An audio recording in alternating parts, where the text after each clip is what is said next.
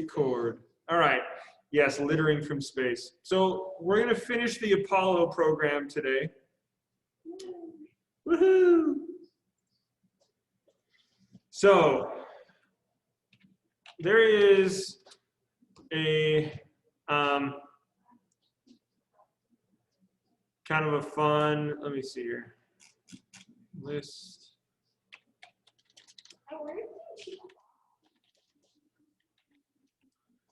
So, does anyone know the name, the number of people that have walked on the moon? Yes. 14. 14 is an excellent guess. Any other guesses? 12 is an excellent guess. 15, excellent guess. 0, wrong. There are no wrongs. Yes, there are. 10. 10 is an excellent guess. The correct number is 12. Oh, I got that. On the second try, at first you said 14. It would have been 14, but Apollo 13 had an issue, and we'll talk about that. Okay? Or as they said, Houston, we have a problem. Okay? That's a good movie. Kevin Bacon. It does have Kevin Bacon in it, I love Bacon. and Tom Hanks. And Tom Hanks. Every movie that Tom Hanks has been in, something always goes wrong. No, so my sister-in-law works as a librarian at the Salt Lake City Library, and they've started doing these DVD packs that you can buy that are like categories. And one of the packs is a 5-pack of Never Travel with Tom Hanks. Yeah. it's out. Yeah, Castaway. It's Terminal. If you haven't seen Terminal, it's so good. No, that's not a true story. So Terminal, Castaway, Apollo 13, Sully, and what's the last one? Anyway, really funny. Like all these problems that happen. No, that's Robin Williams. Robin Williams. No, Tom Hanks. Castaway. Don't worry about that. Wait, is this for the note check? No, I just wanted to. Oh, it's just this. I need just, my like, space. found I literally looked at this and it did not process at all. No, that's awesome, Look at dude. the fact, dude. It's a Space Explorer. Oh yeah, it's perfect. Hello, Space Explorers. That's awesome. All right. So, what? Sully, S-U-L-L-Y. It's about captain of a airline that both engines get hit by Canadian geese, and right after takeoff, and they have to land in the Hudson River. Isn't there one where he's like a captain of the ship? Oh yeah, Captain Phillips. That was the other one. And then he like gets taken by Somali pirates. Yeah. That was a good one. I enjoyed Yeah. So it was those 5 movies: Apollo 13, Castaway, Sully, Captain Phillips, and Terminal. What about the family kidnap children? Kidnap who? Kids. Kids. What movie is that? Polar Express.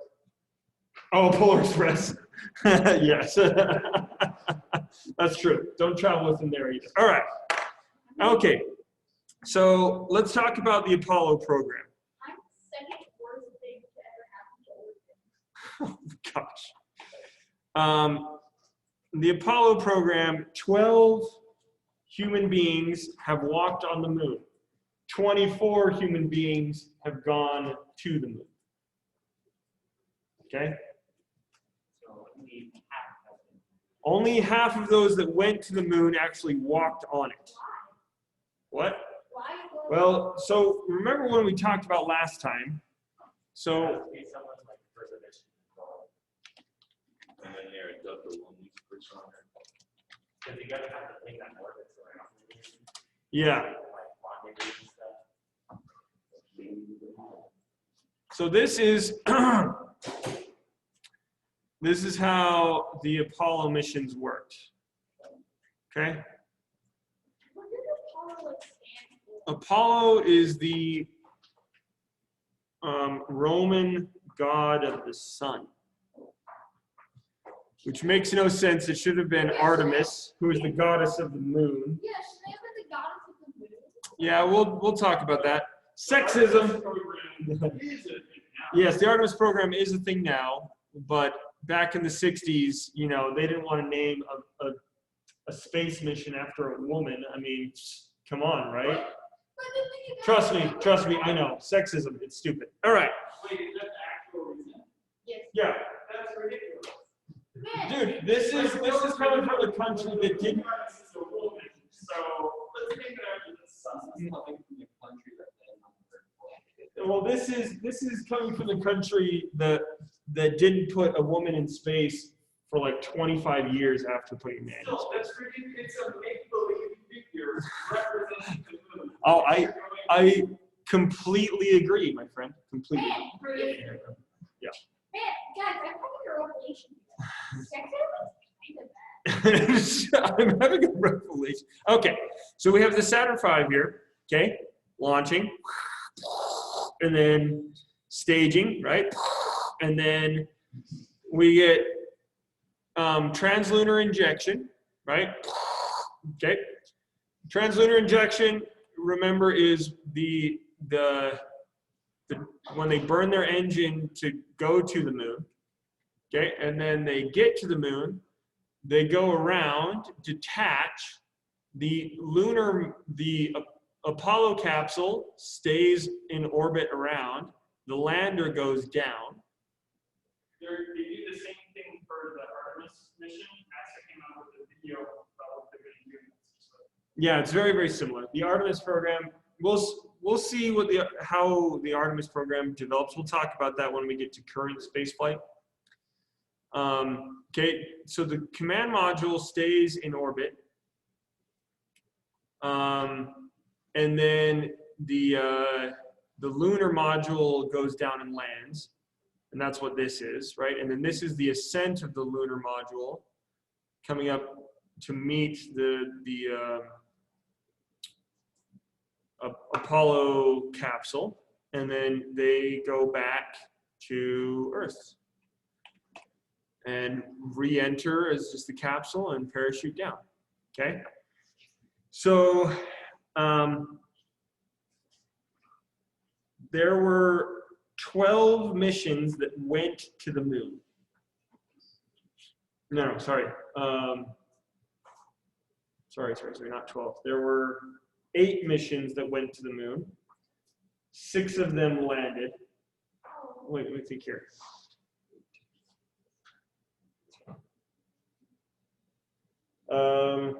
8 missions that went to the moon, 6 that landed. Yes. 8 missions that went to the moon, 6 that landed. Okay? No. 9 missions. Anyway. No, it was 9 that went, 6 that landed. Sorry. I'm trying to keep them all straight. Okay? So the first mission to go to the moon was Apollo 8. Wait, where at there was 12 missions to the moon, 6 flights. I thought it was like a 50-50. Nope. 24 men went to the moon. Some of them went twice. Wow, well, that's far from the rest of the people. So, Apollo 8. This is the crew of Apollo 8. Frank Borman, Jim Lovell,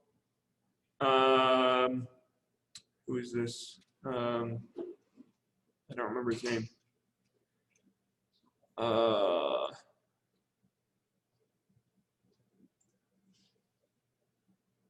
don't remember. What is his name? Anders. Yeah, Bill Anders. Okay. So these are the first 3 humans to go to the moon. They did not land. Apollo 8 was the first mission that used the full Saturn V. It was a full-on test. It was This occurred over the holiday season, the very, very end of 1968. Okay? They were in space, going to the moon on Christmas Eve and Christmas. Wait, Apollo 11. Apollo 11 was the first to land on the moon. Apollo 8 didn't even have the lunar landing module with them. It was just the Apollo capsule. Okay? Fun little story for you. This is Frank Borman. He did not like being in space at all. Wait, He actually really hated going to space. wait, But why did he go? Because he wanted to beat those dang Soviets. He was motivated by a sense of hyper-nationalism, not by a sense of exploration or anything like that. Well, but he was a really good astronaut. He hated being in space though because he didn't feel good when he was in space. Like he didn't like the feeling of weightlessness. So. They test the all of 75 before they try. They just like, all right, that's good enough. Yeah, so the Saturn V did not fly before Apollo 8. Oh. This is the first flight of the Saturn V. I feel like that's a bad idea. They did a lot of testing of the engines and everything, like individual parts. And then they ran some tests on it, but like it had never actually flown. Yep. And yeah. So yeah, this is Jim Lovell. Remember him? We'll talk about him again in a little bit. Okay. Jim Lovell. Really cool guy. Why do they have pokey outy ears? I don't know. This is something that we have been trying to hide. But humans actually can't go to space, so we just put Elves dressed as humans. because they can. So when we talk about Apollo 8, we have to talk about possibly, I would say, top 5 most important images ever captured.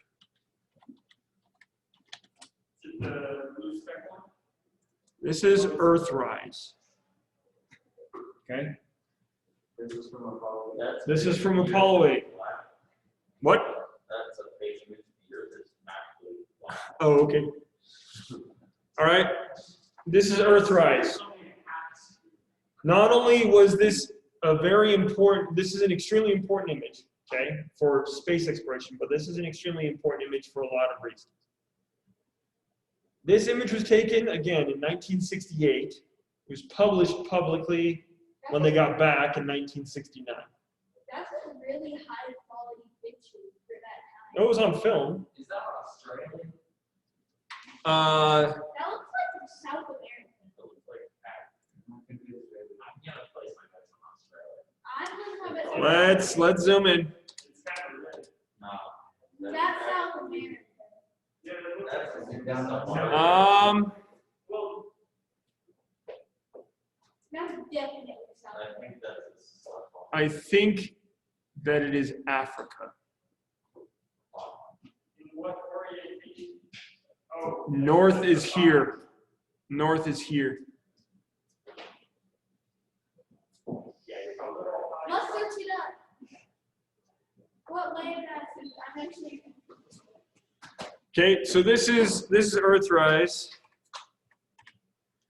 This is so Apollo 8 was their primary mission was to test the Apollo capsule around the moon and to photograph the lunar surface with high quality images to try and find landing zones.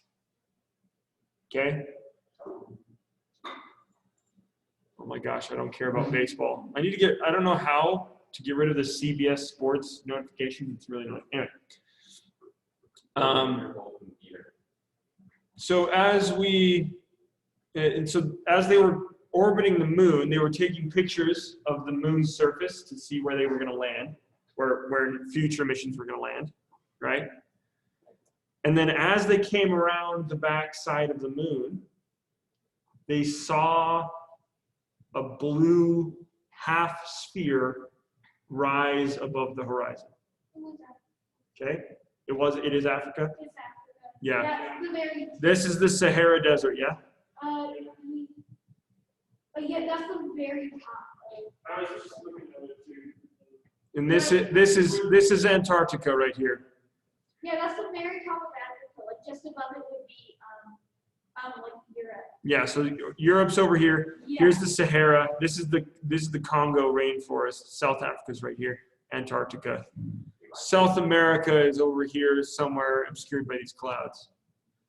Africa's like very colossal. Oh, Africa is humongous. Isn't it like the second largest continent? Yes, behind Asia. Okay, so when we talk about this image was the propelling force for the environmentalism movement. Okay? 1968, this image was taken. 1969 was when it was published publicly. That same year, the Environmental Protection Agency was founded. This same year was the first Earth Day. Okay? This image, what? 69. Nice. Okay?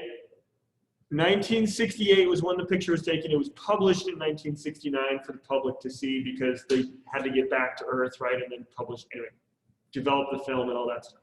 Okay? This image truly changed the world.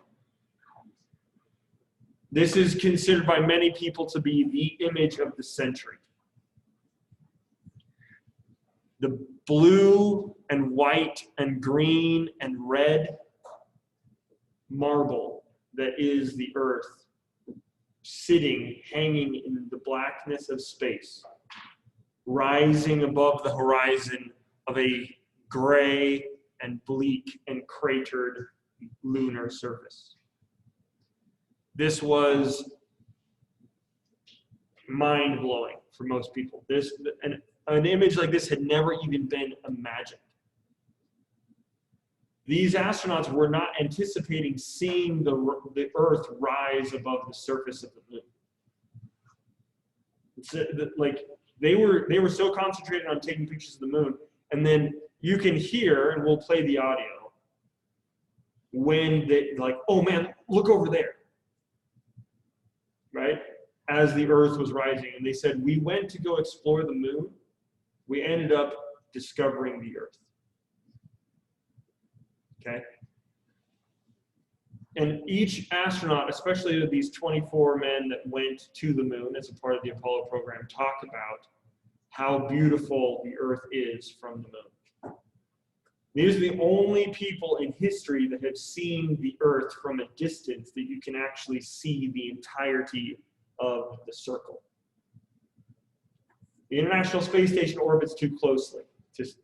It's really close. You can see the curve and everything, but you're really close. It's like putting your eyeball really close to a basketball, right? For the Apollo astronauts, they got to see the Earth hanging in the void of space. Yes, just like that. Oliver's back there holding a globe up to his face, yeah, with, for some reason, a heat glow on. Okay, so the Earthrise image, truly one of the most important images ever taken. Trent? So I've always wondered this for a really long time. Why can't we see the stars or anything like that in space? It's an excellent question. Why can we not see the stars in these images? The reason why you cannot see the stars in these images is because if you could, this would just be a white blob. In order to see both the definition on the Earth and the stars, well, that first of all, that's impossible.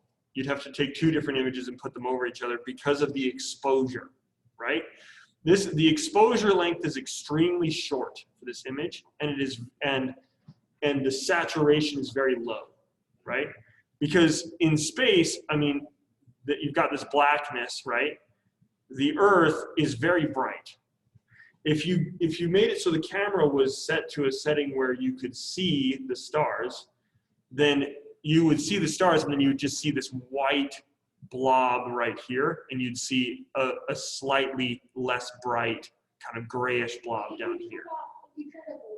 If you turned up the saturation, okay, you would oversaturate the image with light from the Earth if you could see the stars. Good question. Just the way the cameras work, right? It's the same reason why we can't see the stars when the sun is in the sky, right? Because the sun dominates. It's so bright that our eyes cannot pick up. It's just like when you're in a dark room and then you turn on a light, everything becomes blindingly bright, right? The exposure, this would be blindingly bright and white and blobbish if we could see the stars. Phil? But their eyes see the stars. So if they wouldn't be able to see the stars around here, but they might be able to see the stars like out to the side, right? Because this is so bright. Because this is so bright, right? It's like trying to see the stars right around the moon when the moon is full. It's almost impossible to see the stars right around the moon when the moon is full because it's so bright, right? That's what we should keep in mind. Every time we see a photo that's usually blank and black, just think, okay, it's most likely through their eyes, they can see like canvas and just light. Right. So the Apollo astronauts talk about seeing the stars when they were in the shadow of the moon.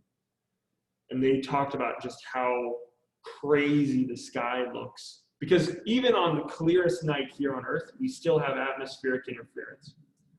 They didn't have any of that. They were looking through glass, so there's a little tiny bit of interference, but they could see Everything. yeah, And that's what stars and stars and stars. that alone was pretty depressing, but I'm pretty sure if you just turn the other way, you'll see the canvas. And you can see the stars from the ISS. Oh yes, you can definitely see the stars from the International Space Station. But you need to go to, you need to be on the dark side of the Earth, first of all, and you need to look away from the Earth, because the only windows on the space station actually point down at the Earth. Oh, really? Yeah. So then how do you see the stars from the ISS? Well, you go into the cupola and look sideways, not down. There are some, like in the spacecraft that come and visit, there's some windows in like the Soyuz or Dragon capsules that will point out toward the stars, which you could use those. But the actual windows on the space station all point down. You Yeah. can have to suit up and just like, go around to the bar and Oh yes, yeah. Astronauts that do spacewalks, when they go into the dark side of the Earth, they talk about looking out into the stars and just how mind-boggling it is. So this, my friends, is called the overview effect. The overview effect. All of the astronauts that have gone to space, and especially the Apollo astronauts, talk about how their lives and their perspectives were forever changed. You do not see borders. You do not see ethnic groups. You do not see religious regions. What about that one guy that like the made in space really it's like Frank Borman. We'll talk a little bit more about how the Apollo program ended, and how it's really inspiring in this way. But Frank Borman, yes, he really wanted to beat the Soviets, but he gained a greater appreciation of we as humans here on Earth. Okay, we are all crew members of the same spaceship, and that spaceship is called Earth. And that spaceship is very small and very fragile. And we need to do our best to make sure that our ship is in good condition so that all the life support systems and all of the fellow crewmates are doing well. Okay? So that's my little rant about Earthrise. Hopefully that was inspiring or whatever. That look was not inspiring. You just deadly creepy. It's not inspiring. Your speech was very inspiring. Oh, sorry, I wasn't trying to be creepy. You should have felt like some dramatic, like science documentaries. And it seems really good at being a documentary. Yeah, documentary. All right, so that's Earthrise. That's Apollo 8. Okay. Apollo 10 went to the moon again. Apollo 9 tested the Apollo capsule and the lunar lander, but only in orbit around the Earth. Apollo 10 went to the moon again, but did not land. They had, and that was a full-up test of all the systems, all the way up to going to land. They didn't land. They talked about possibly doing a mutiny and just going and landing anyway. So it could have been like the actual stuff was all there.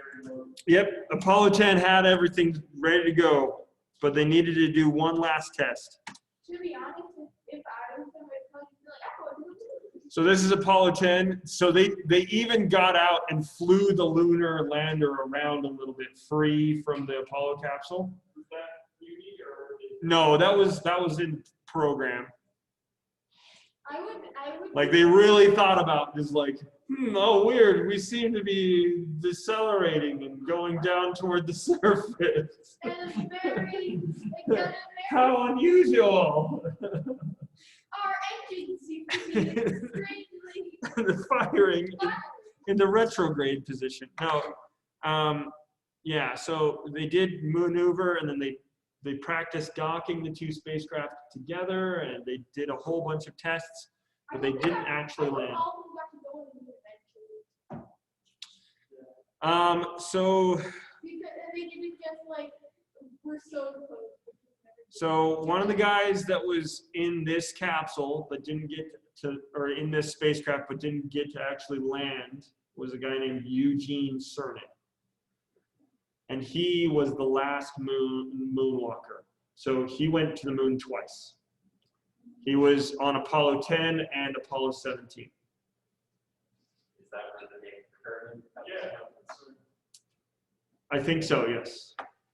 That's great. Okay. Isn't there like a Eugene Kerman? Or no? There is a yeah. So we'll look at the Kerbals. All right. So that's Apollo 10, and you are all aware of Apollo 11. Let me grab something really quick. Actually, let me play you something really fast before we.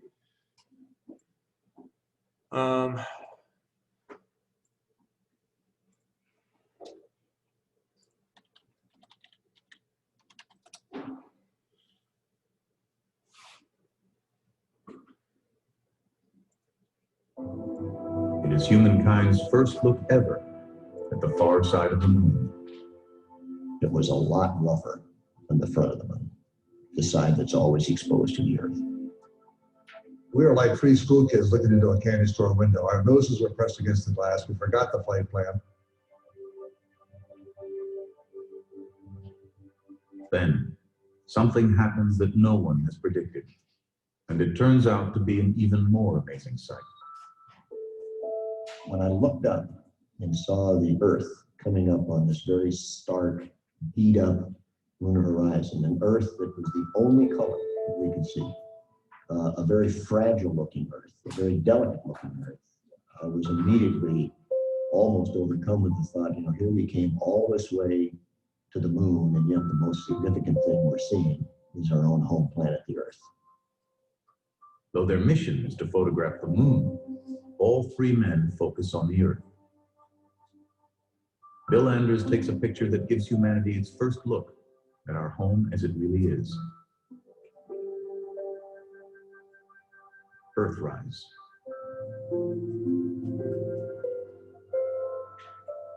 All of the views of the Earth from the moon have let the human race and its political leaders and its environmental leaders and its citizenry realize that we're all jammed together on one really kind of dinky little planet. And we better treat it and ourselves better, or we're not going to be here very long. So this is not, this image is not Earthrise. This is the blue marble that was taken on a different Apollo mission. But this is also one of the most famous images of all time. Also The sacred Africa. habit Yeah. is Christmas Eve. NASA has planned a live television broadcast from around the moon. All right, so that's that. Okay. Yeah, I mean, I can't blame Africa. They've been beaten up a lot by By everybody. yeah, so Okay, so I wanted to just quickly here.